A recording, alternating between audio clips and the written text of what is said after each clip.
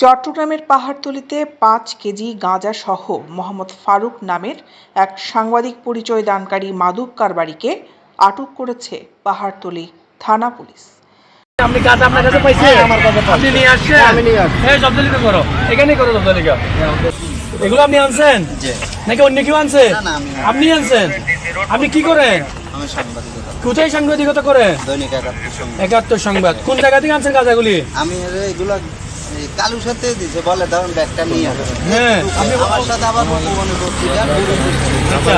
আপনি কি এই ব্যাগ করে আনছেন? এই ব্যাগে করে আনছেন? শুক্রবার দিবাগত রাত ১২টার দিকে অভিযান পরিচালনা করে তাকে আটক করা হয়। এ সময় তার কাছ থেকে ৫ কেজি গাঁজা ও একটি সংবাদ মাধ্যমে ভুয়া আইডি কার্ড উদ্ধার করা হয়েছে। পুলিশ জানায়, থানার সামনে সিএনজি নিয়ে যাওয়ার সময় গতিবিধি সন্দেহজনক হওয়ায় অভিযান পরিচালনা করে পুলিশ। এ সময় তার কাছে থাকা একটি খয়েরি রঙের ব্যাগে তল্লাশি চালালে ৫ কেজি গাঁজা উদ্ধার করা হয়। পুলিশ আরও জানায়, প্রায় সময় তিনি ভুয়া আইডি কার্ড ঝুলিয়ে মাদক ব্যবসা করতেন। ধরা খাওয়ার পর দেন সহজ স্বীকারোক্তি। গ্রেফতারকৃত আসামির বিরুদ্ধে মাদক আইনে মামলা রুজু করে প্রয়োজনীয় আইনানুগ ব্যবস্থা গ্রহণ করা শেষে তাকে আজ দুপুরে জেল হাজতে প্রেরণ করা হয়েছে। দৈনিক আজাদী নিউজ ডেস্ক। হ্যাঁ, অন দ্য স্পটে।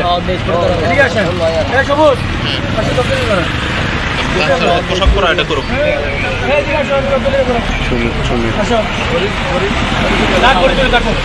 ঘড়ি ডাক মনে করলে এটা না না যাবে গেলে কেন নামাও? এদিকে নামাও।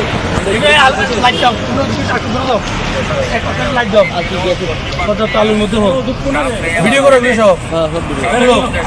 খুলে ফেলো, গাছাগুলো খুলো। খুলে ফেলো। খুলো। এই আপনি বসেন।